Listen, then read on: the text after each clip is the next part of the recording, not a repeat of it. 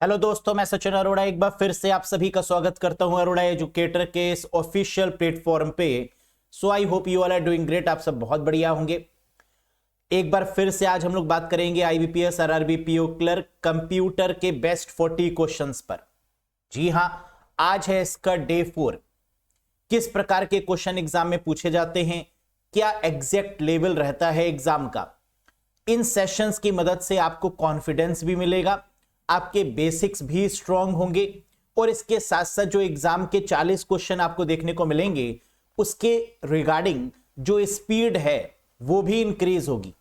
तो चलिए 40 में से कितना स्कोर कर पाते हैं आप मुझे कमेंट करके जरूर बताइएगा इस सेशन के बाद में। Have a look guys. साथ ही साथ वो कैंडिडेट्स जो कि कंप्यूटर को बेसिक से एडवांस लेवल तक कैटर आउट करना चाहते हैं, कंप्लीट नॉलेज के साथ topic wise videos, theory basis पर, पीडीएफ बेसिस पर, topic wise mock test, topic wise PDF, बिल्कुल बेसिक से पूरा एडवांस लेवल पर स्केल 1, स्केल 2, स्केल 3 लेवल पे पढ़ना चाहते हैं तो आप इस कोर्स से कनेक्ट हो जाइएगा। ये कोर्स आपको ये कॉन्फिडेंस देगा कि एग्जाम में कहीं से भी क्वेश्चन पूछ लें, कितना भी डीप पूछ लें, आप उसका आंसर कर पाएंगे। कैसे जुड़ सकते हैं इस कोर्स से? कोर्स से जुड़ने के लिए अरोड़ा एजुकेटर एप्लीकेशन को इंस्टॉल करिएगा गूगल प्ले स्टोर या आईओएस स्टोर की मदद से। कोई भी डाउट, कोई भी कंफ्यूजन अगर आपको होता है तो आप दिए गए नंबर पे व्हाट्सएप करके भी हमसे पूछ सकते हैं। यस, बिना किसी देरी के शुरू करते हैं आज के सेशन के साथ। ये वो क्वेश्चन है जो प्रीवियस सेशन में मैंने आपसे पूछा था और आपने इसका बड़े ही शानदार आंसर भी किया था। क्या है ये question? Which one of the following folder is used to store deleted email? निम्नलिखित में से किस फोल्डर का उपयोग हटाए गए ईमेल को स्टोर करने के लिए किया जाता है? आप जानते हैं कि कई बार मेल हमसे गलती से या जानबूझकर डिलीट हो जाते हैं, इंटेंशनली और अनइंटेंशनली। तो इस केसेस में वो मेल कहां चले जाते हैं? आंसर है ट्रैश फोल्डर में। और हमने इसके साथ आपसे एक क्वेश्चन और भी पूछा था कि ये ट्रैश फोल्डर में डिलीट हुए मेल्स कितने दिन तक रहते हैं? तो आंसर है इसका 30 डेज।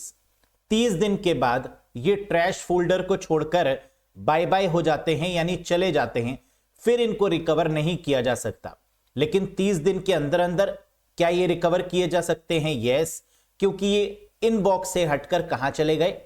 ट्रैश फोल्डर में। Very important one. तो ट्रैश भी याद रखिएगा और 30 डेज की ये लिमिट भी याद रखिएगा।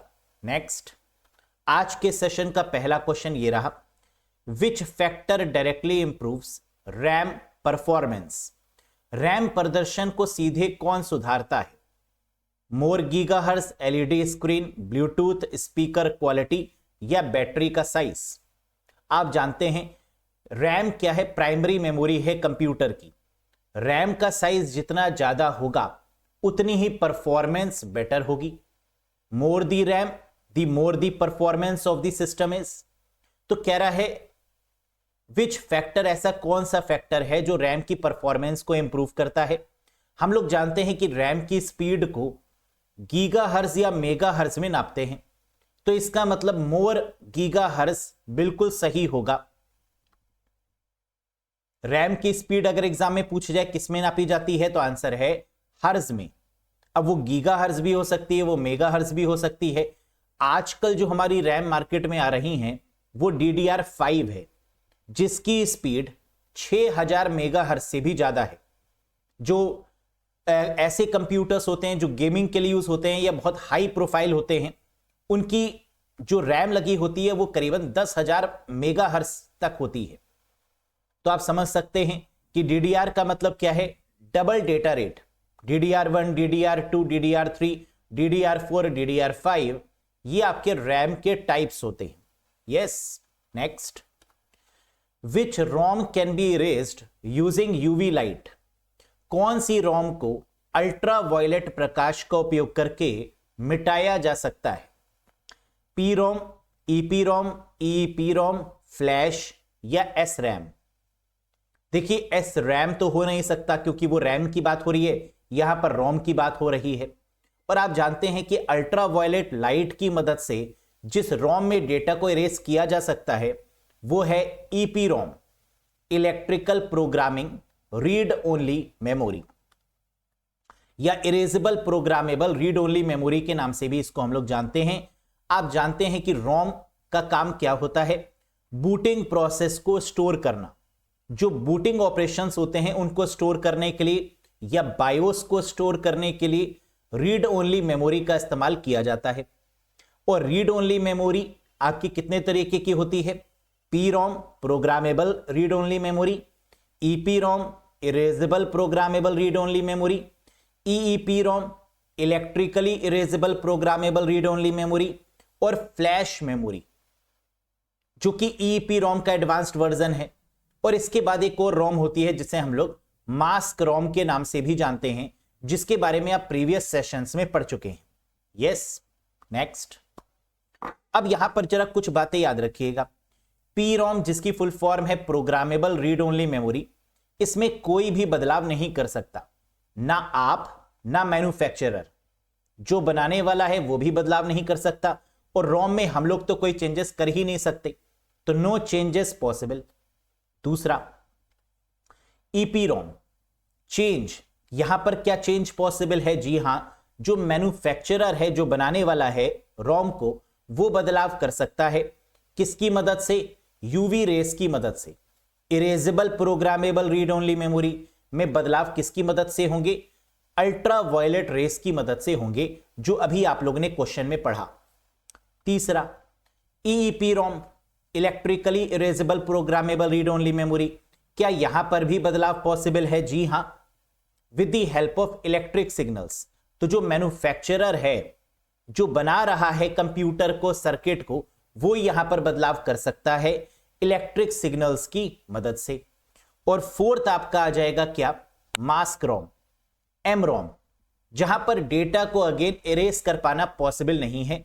एक बार डिमांड देकर अगर रोम तैयार हो गई, फिर उसके बाद में कोई भी चेंजेस पॉसिबल नहीं है।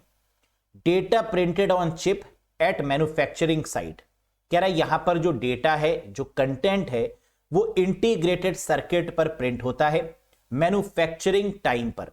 तो अगर आईसी क्वेश्चन में मिल जाए, इंटीग्रेटेड सर्किट क्वेश्चन में मिल जाए, तो आंसर क्या होगा? एम रोम होगा।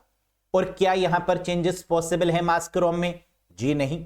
एक बार जो कमिटमेंट कर ली, फिर तो ये अपने आप की भी नहीं सुनती। That is called a M ROM. Yes, next. Third question, the BIOS is stored in which computer memory? BIOS किस कंप्यूटर मेमोरी में संग्रहित होती है? बायोस का मतलब होता है बेसिक इनपुट आउटपुट सिस्टम, यानी जो इनपुट डिवाइसेस हैं और जो आउटपुट डिवाइसेस हैं, उनको कंट्रोल करने के लिए, उनको मॉनिटर करने के लिए बायोस का इस्तेमाल किया जाता है। बूटिंग टाइम पर बायोस काम करता है। और कह रहा है बायोस किस कंप्यूटर मेमोरी में स्टोर होता है? तो आप जानते हैं बायोस बूटिंग टाइम से रिलेटेड है, तो रोम आंसर होना चाहिए। क्या रोम यहां पर गिवन है? जी नहीं। अब आंसर क्या होगा? रैम तो होगा नहीं, हार्ड डिस्क होगा नहीं। रोम ईईपी रोम का एडवांस्ड फॉर्म होता है क्या? Flash memory. अभी आपको बताया था और आपको पता भी है, ईईपी रोम का एडवांस्ड फॉर्म फ्लैश मेमोरी है। तो आंसर क्या हो जाएगा? Flash memory. अगर यहां पर रोम ऑप्शन में दिया होता तो आंसर रोम हो जाता, क्योंकि रोम दिया नहीं है तो आंसर क्या होगा? Flash memory. एसएसडी भी नहीं होगा, क्योंकि वो तो सॉलिड स्टेट ड्राइव है। कैश मेमोरी भी नहीं होगा। Yes, next. Which factor has the most impact on hard disk drive sequential performance? Very very important question. Hard disk drive अनुक्रमिक प्रदर्शन पर किस कारक का सबसे अधिक प्रभाव पड़ता है? देखिए, क्वेश्चन डायरेक्ट नहीं मिलते, घुमा के पूछे जाते हैं, लेकिन अगर आपके बेसिक्स क्लियर हैं तो बहुत आसानी से आप कर लेंगे। आप जानते हैं कि हार्ड डिस्क ड्राइव या हार्ड डिस्क की जो स्पीड है वो आरपीएम में नापी जाती है, रेवोल्यूशंस पर मिनट। क्या आरपीएम गिवन है? जी हां। तो हार्ड डिस्क ड्राइव अनुक्रमिक प्रदर्शन पर किस कारक का सबसे अधिक प्रभाव पड़ता है? Sequential performance, that is RPM, revolutions पर मिनट। हार्ड डिस्क ड्राइव की अगर हम स्पीड की बात करें तो 5400 आरपीएम यानी 5400 आरपीएम से लेकर 7200 आरपीएम तक आपको देखने को मिलेगी। मार्केट में दो ही तरीके की हार्ड डिस्क हैं, एक 5400 आरपीएम की स्पीड के साथ और दूसरी 7200 आरपीएम स्पीड के साथ। 5400 RPM speed and 7200 RPM speed के साथ। Next, which device filter traffic using MAC address? कौन सी डिवाइस मैक एड्रेस का उपयोग करके ट्रैफिक को फिल्टर करती है? राउटर, स्विच, हब, रिपीटर या मॉडेम? मैक एड्रेस की बात करें तो आप जानते हैं इसकी फुल फॉर्म होती है media access control address. MAC address जो कि 48 बिट का होता है, मैक एड्रेस जो कि एनआईसी कार्ड के ऊपर लिखा होता है, मैक एड्रेस जो कि यूनिक होता है जिसे हम चेंज नहीं कर सकते, मैक एड्रेस जो कि हेक्साडेसिमल के फॉर्मेट में होता है, और MAC address data link layer पर काम करता है, यानी ओएसआई मॉडल की जो दूसरी लेयर है डेटा लिंक लेयर उसी पर काम करता है। तो डेटा लिंक लेयर पर कितनी डिवाइसेस काम करती हैं? दो, एक स्विच और एक ब्रिज। तो आंसर या तो स्विच होगा या तो ब्रिज होगा। क्या स्विच गिवन है? जी हां। क्या ब्रिज गिवन है? जी नहीं। So the correct answer is switch. बल्ले बल्ले है, क्लियर है। Next, which device uses IP routing table to forward the packets? कौन सी डिवाइस पैकेट को अग्रेषित करने के लिए आईपी रूटिंग टेबल का उपयोग करता है? स्विच, राउटर, ब्रिज, हब या रिपीटर? आईपी का मतलब होता है इंटरनेट प्रोटोकॉल, और आईपी और पैकेट्स की जब भी बात होती है तो हम लोग नेटवर्क लेयर की बात करते हैं ओएसआई मॉडल में। और नेटवर्क लेयर पर कौन सी डिवाइस काम करती है? राउटर। तो आंसर क्या हो जाएगा? That is router. और क्वेश्चन में अगर आप देखें तो राउटिंग की तो बात हो रही है, तो आईपी, पैकेट्स, राउटिंग ये सब कौन डील करेगा? राउटर ही तो डील करेगा। Very good. Which topology provides the highest fault tolerance? कौन सी टोपोलॉजी उच्चतम दोष सहिष्णुता प्रदान करती है? टोपोलॉजी का मतलब क्या होता है? What do you mean by the topology in computer? Arrangement of computers in a very good physical and logical manner that is called a topologies. Computer को नेटवर्क में किस तरीके से अरेंज करें that is called a topology. या आप कह सकते हैं फिजिकल और logical arrangement of a computer over a network that is called a topology. Bus, star, ring, tree, mesh, hybrid, है ना, ये अलग अलग तरीके की टोपोलॉजीज होती हैं। ऐसी कौन सी टोपोलॉजी है जिसमें फॉल्ट टॉलरेंस सबसे ज्यादा होती है, यानी जो बेस्ट मानी जाती है, जो सुपर्ब है, जो सबसे बढ़िया है? बिल्कुल सही, that is mesh topology, which is the best topology among all of these, जिसमें फॉल्ट टॉलरेंस यानी गलती से सुलझने की क्षमता, या आप कहें कि जिसमें कम गलती होने के चांसेस हो, जो आसानी से रिकवर हो जाए, वो कौन सी है? That is mesh topology. Next, Which topology connect all nodes with every other node? कौन सी टोपोलॉजी में सभी नोड्स को हर दूसरे नोड से जोड़ा जाता है? यानी हर एक नोड का मतलब हर एक कंप्यूटर एक दूसरे कंप्यूटर से जुड़ा हो। और ये किस टोपोलॉजी में आएगा? अगेन मैश टोपोलॉजी में, जहां हर एक नोड, जहां हर एक कंप्यूटर एक दूसरे कंप्यूटर से जुड़ा होगा, that is called mesh topology. n-1 divided by 2 number of links find करने का तरीका। Yes. Next, which topology is most easy to add a new node? नया नोड जोड़ने के लिए कौन सी टोपोलॉजी सबसे आसान है? नोड का मतलब अगेन कंप्यूटर से है। ऐसी कौन सी टोपोलॉजी है जिसमें नए कंप्यूटर्स को बहुत आसानी से ऐड किया जा सकता है?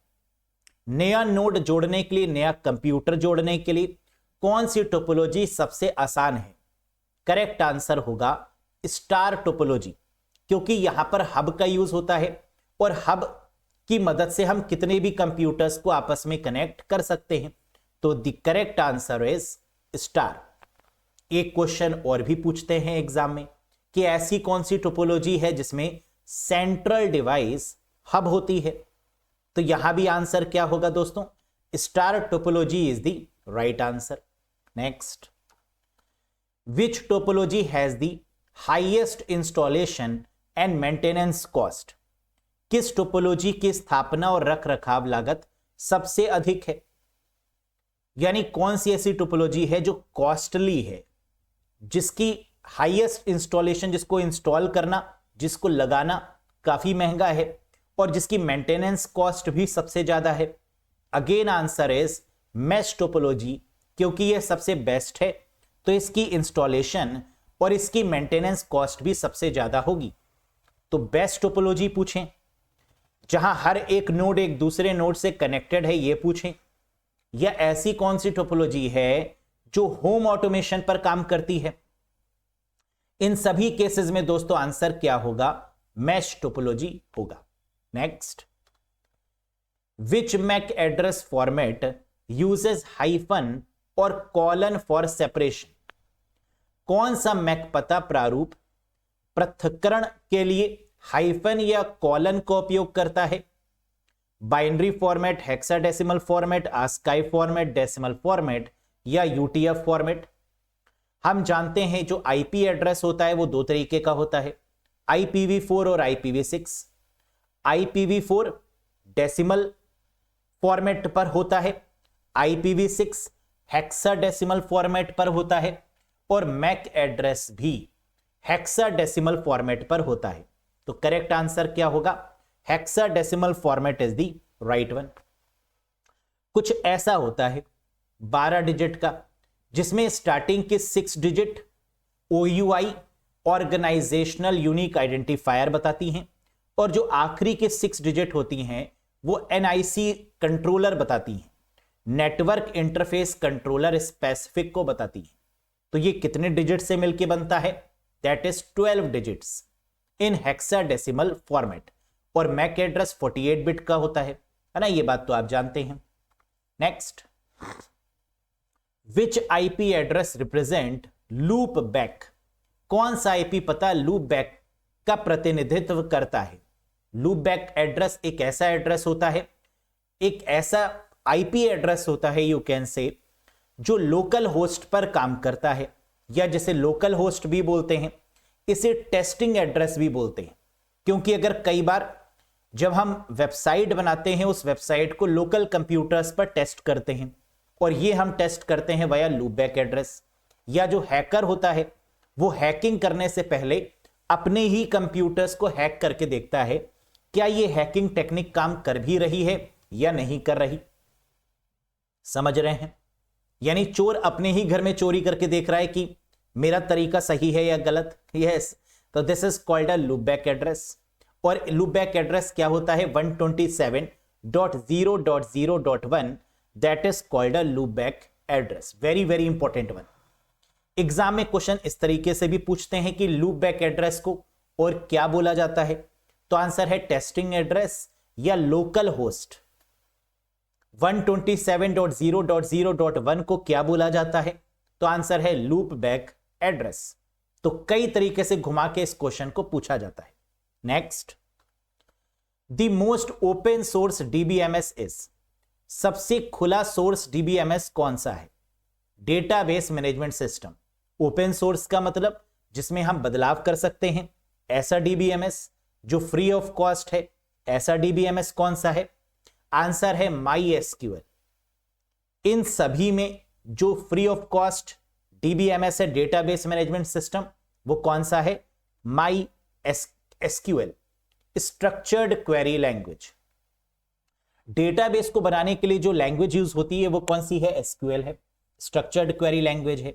जैसे अगर आपको कोई सॉफ्टवेयर बनाना है तो आप C++, जावा, पाइथन, है ना, बहुत सारी ऐसी लैंग्वेजेस हैं जिनकी मदद से आप बना सकते हैं।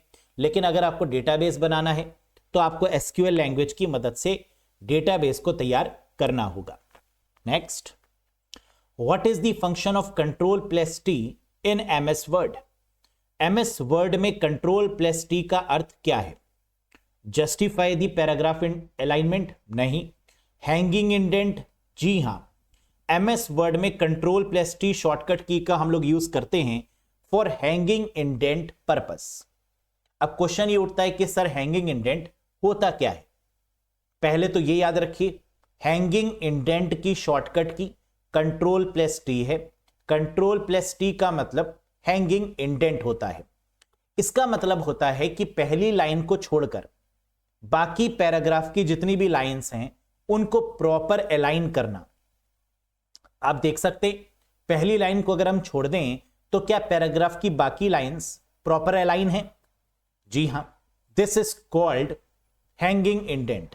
अ hanging indent is used to indent all lines of a paragraph except the first. Hanging indent का उपयोग किसी पैराग्राफ की पहली पंक्ति को छोड़कर सभी पंक्तियों को इंडेंट यानी बेहतर मार्जिन देने के लिए किया जाता है। Next, in IEEE standard 802.5 is called.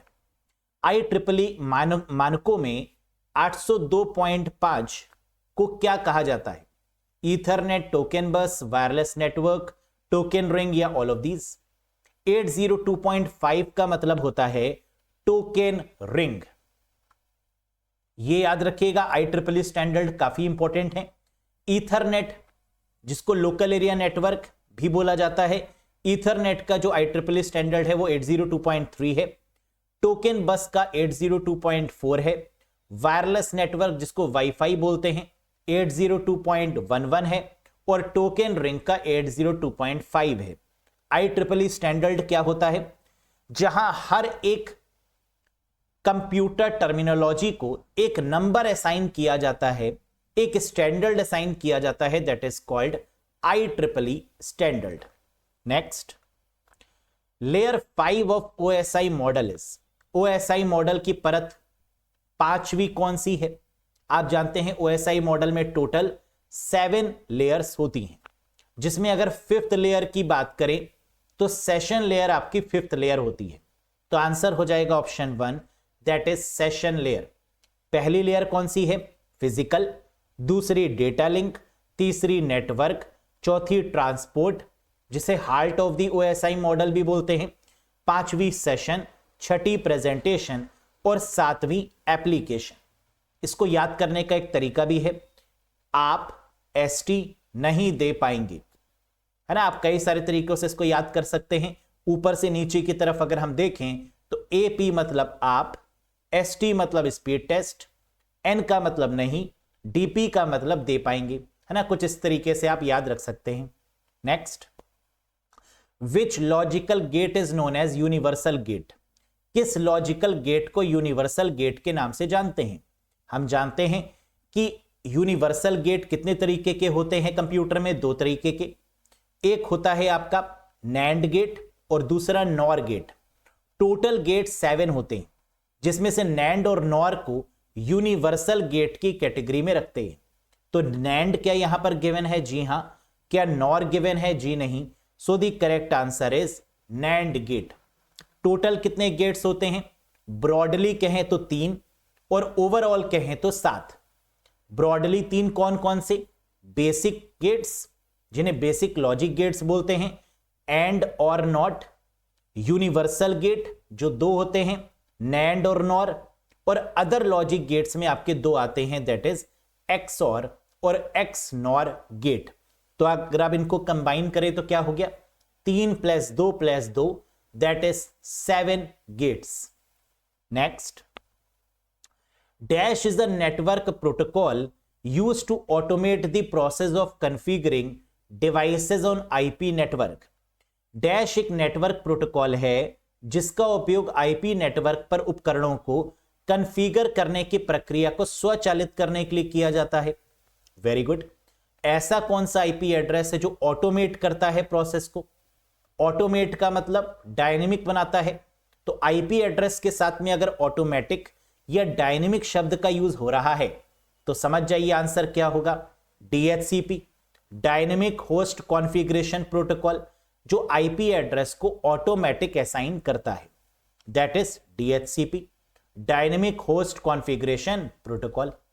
Next, which shortcut key is used in MS Word 2021 या 2024 किसी भी वर्जन की बात करें, to switch the text between upper case, lower case and title case.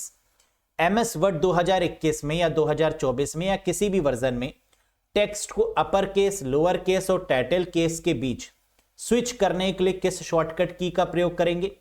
हम जानते हैं इसको क्या बोला जाता है, change case in MS word.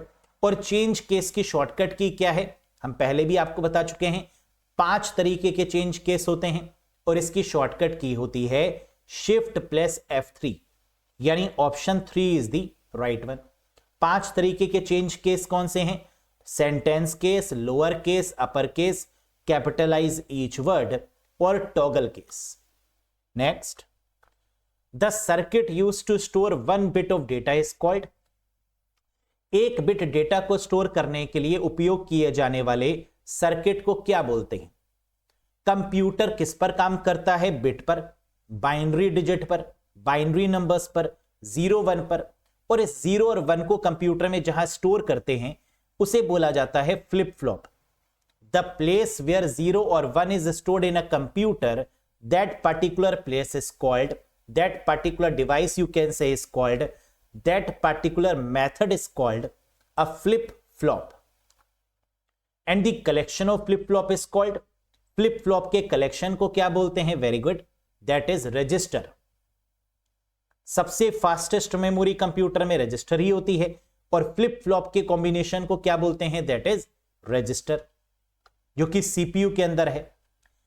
SSD data transfer speed measured in, SSD की डेटा ट्रांसफर गति किसमें मापी जाती है? एसएसडी का मतलब solid state drive. Hard disk से बहुत तेज एसएसडी, और हार्ड डिस्क की स्पीड किसमें नापते हैं? आरपीएम में, रेवोल्यूशंस पर मिनट में। यस, हार्ड डिस्क किसमें हो गया? आरपीएम। फ्लॉप्स किसकी स्पीड है? वेरी गुड, सुपर कंप्यूटर की स्पीड को petaflop, teraflops, floating point operations पर सेकेंड, तो फ्लॉप्स भी नहीं होगा, आरपीएम भी नहीं होगा। बाइट्स पर सेकंड होगा क्या? जी हां।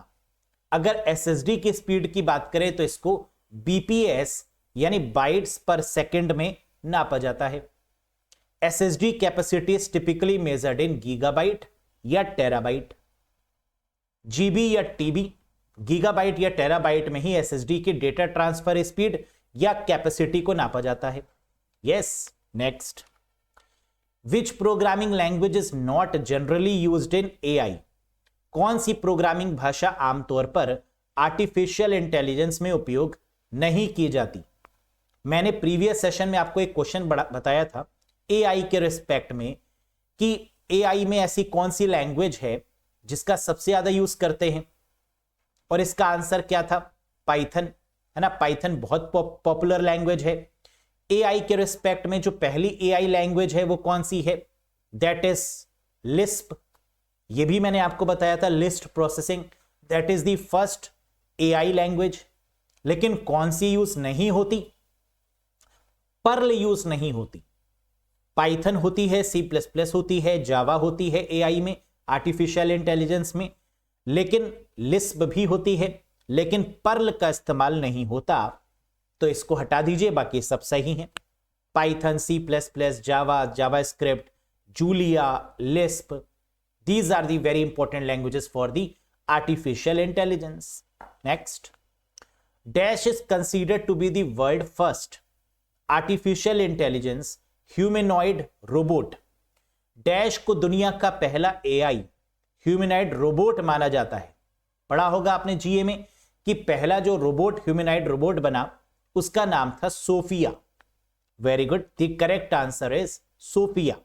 द फर्स्ट, वर्ल्ड फर्स्ट, दुनिया का पहला AI artificial intelligence based humanoid robot. Next, email works on the dash layer of OSI model. Email OSI model की किस परत पर काम करता है? हम जानते हैं ईमेल की बात करें तो ईमेल ओएसआई मॉडल की सबसे ऊपर वाली लेयर पर काम करेगा, और सबसे ऊपर वाली लेयर का मतलब एप्लीकेशन लेयर, यानी the correct answer is option number 4, the 7th layer, that is called application layer. Physical data link network, transport, session, presentation और एप्लीकेशन। और ईमेल किस लेयर पर काम करेगा, दैट इज एप्लीकेशन लेयर पर। Next, which application software is required to open a PDF file. PDF file खोलने के लिए किस एप्लीकेशन सॉफ्टवेयर की आवश्यकता होती है। पीडीएफ से भी क्वेश्चन बनता है एग्जाम में कि ऐसी कौन सी फाइल है जिसमें बदलाव नहीं किया जा सकता है नॉर्मली बाय डिफॉल्ट, तो आंसर होगा पीडीएफ फाइल। ऐसी कौन सी फाइल है जिसको किसी भी कंप्यूटर में ओपन किया जा सकता है और जिसमें कोई भी चीजें बदलेंगी नहीं चेंजेस करने के बाद या ओपन करने के बाद, again answer is PDF file. और पीडीएफ फाइल को ओपन करने के लिए जो सॉफ्टवेयर चाहिए वो है एडोब रीडर। एडोब कंपनी का ही प्रोडक्ट है आपका पीडीएफ, और इसको ओपन करने के लिए किस सॉफ्टवेयर की रिक्वायरमेंट है, एडोब रीडर की रिक्वायरमेंट है। पीडीएफ की फुल फॉर्म भी इंपॉर्टेंट है, that is portable document format. P for portable, D for document and F for format. Next, which of the following is not a type of margin in MS word document. निम्नलिखित में से कौन सा MS word दस्तावेज में margin का प्रकार नहीं है, राइट, टॉप, सेंटर, लेफ्ट या नन ऑफ दीज। हम जानते हैं ऊपर की तरफ मार्जिन होती है, राइट साइड भी होती है, सेंटर में मार्जिन नहीं होती, लेफ्ट साइड भी होती है, लेकिन सेंटर में बीच में कोई मार्जिन नहीं होती। मार्जिन की दोस्तों अगर हम बात करें तो ये टॉप में होती है ऊपर की तरफ, बॉटम में होती है नीचे की तरफ, लेफ्ट साइड, राइट साइड, या गटर मार्जिन भी होती है। गटर मार्जिन कौन सी होती है ये भी इंपॉर्टेंट है, समझ लीजिए। जिस समय हम प्रिंट करवाते हैं किसी भी पेज को, और प्रिंट करवाने के लिए जो लेफ्ट साइड या ऊपर के साइड में बाइंड करने के लिए जो स्पेस छोड़ी जाती है, that is called a gutter margin. The margin which is left at top और left side of the page while printing of the document, that is called a gutter margin। Bind करने के purpose से, क्योंकि bind करेंगे तो वो जो text होगा वो अंदर चला जाएगा अगर हम मार्जिन नहीं छोड़ेंगे तो इसलिए जो मार्जिन छोड़ी जाती है ऊपर की तरफ या by default left side, that is called a gutter margin. Next, when you create a new presentation, what will be the first slide in MS PowerPoint 2021, या कोई भी वर्जन की बात करें। जब आप एक नई प्रस्तुति बनाते हैं, एक नई प्रेजेंटेशन बनाते हैं, तो MS PowerPoint 2021 या 2024 में पहली स्लाइड कौन सी होगी, and the answer is title slide. जो फर्स्ट स्लाइड होती है पावर पॉइंट में प्रेजेंटेशन में, उसको हम लोग क्या बोलते हैं, टाइटल स्लाइड।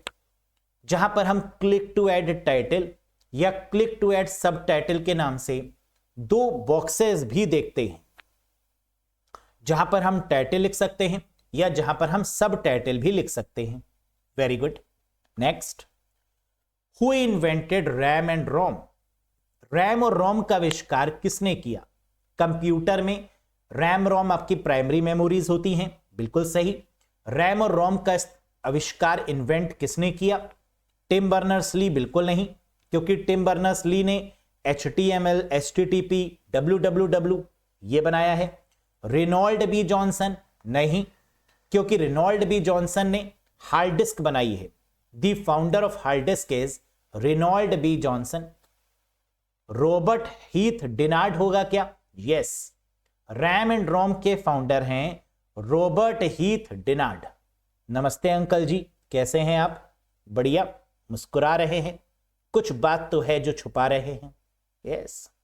रॉबर्ट नॉइस, ये भी नहीं, नन ऑफ दीज तो होगा नहीं। So the correct answer is Robert Heath Dennard, the founder और inventor, the papa of RAM and ROM. Next, what is the maximum number of sheets that can be added to an Excel workbook. Excel workbook में अधिकतम कितनी sheet जोड़ी जा सकती हैं, बताइएगा। MS Excel में बहुत सारी शीट्स होती हैं, आप लोग ने देखा होगा, शीट 1, शीट 2, शीट 3, शीट 4।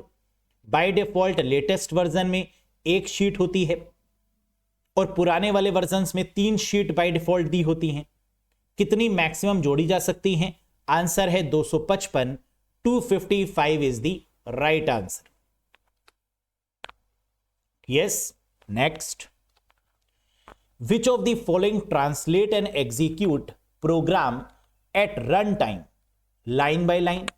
निम्नलिखित में से कौन प्रोग्राम को रन टाइम पर लाइन बाय लाइन, लाइन दर लाइन अनुवादित और निष्पादित करता है?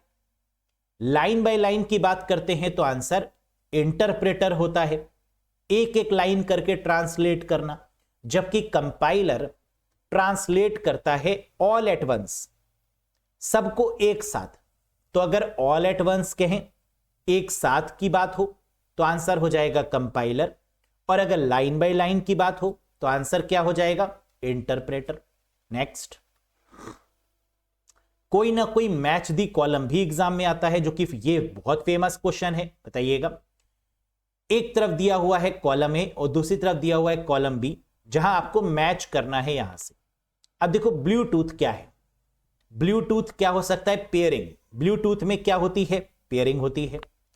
पीयर टू पी का मतलब peer to peer, peer to peer का मतलब anonymizer, power on self test, torrent. Torrent होगा आपका peer to P. Bit torrent का नाम आपने सुना होगा, जो पीयर टू पी के कॉन्सेप्ट पर काम करता है। टॉर ब्राउजर, जिसको हमने आपको प्रीवियस सेशन में भी बताया था कि टॉर ब्राउजर का मतलब है द अनियन राउटिंग, जिसका यूज डार्क वेब में किया जाता है इलीगल कामों के लिए। तो टॉर ब्राउजर क्या हो गया? एनोनिमाइजर हो गया। एनोनिमस तरीके से जो आप जहां पर सर्चेस करते हैं, that is called Tor browser, छुप के। एनोनिमस का मतलब छुप कर। बायोस क्या हो गया? Power on self test.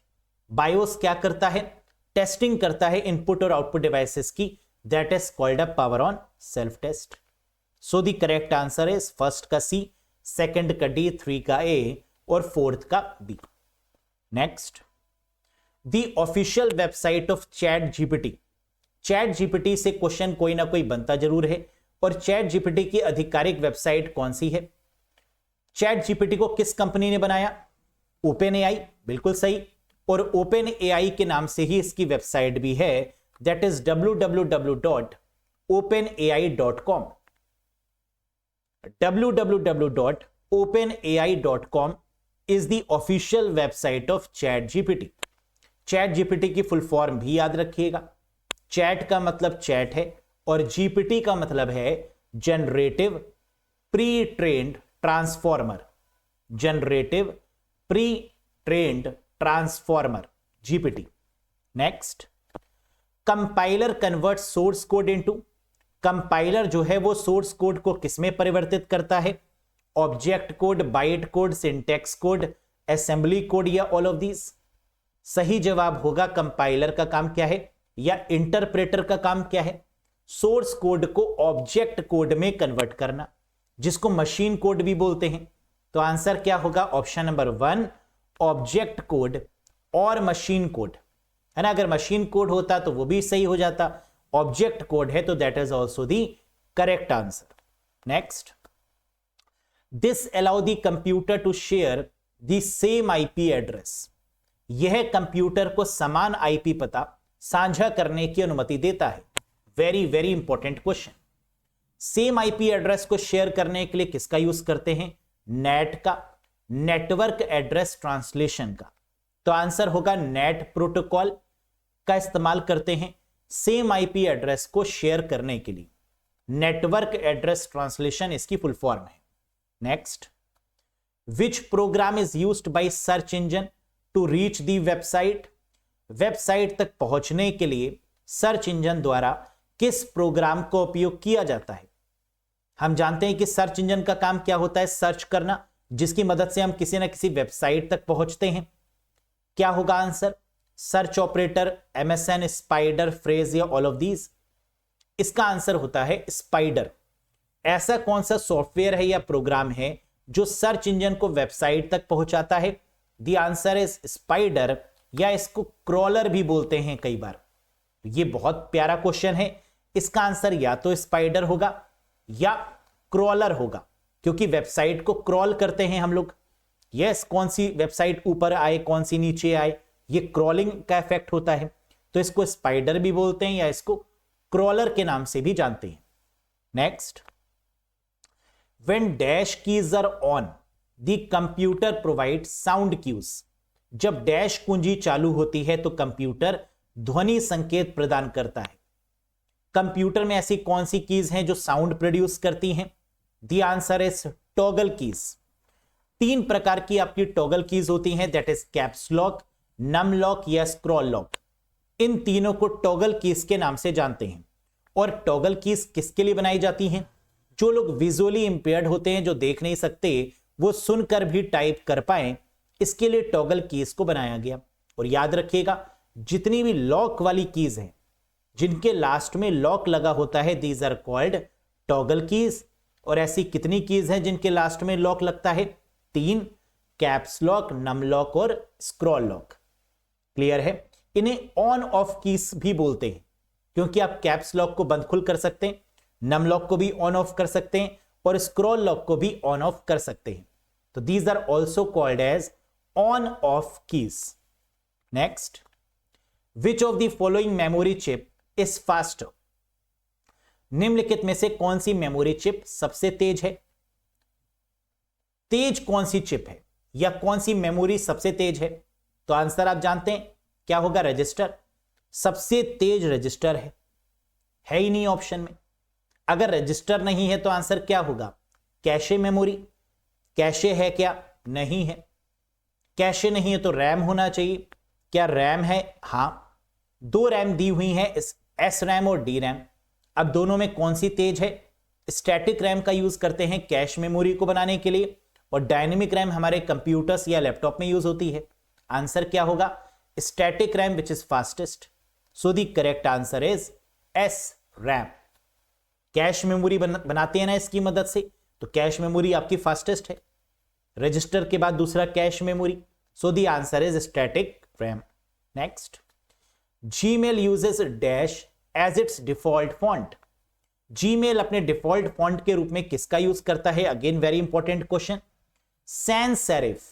Gmail का जो बाय डिफॉल्ट फॉन्ट है उसका नाम क्या है? Sans serif.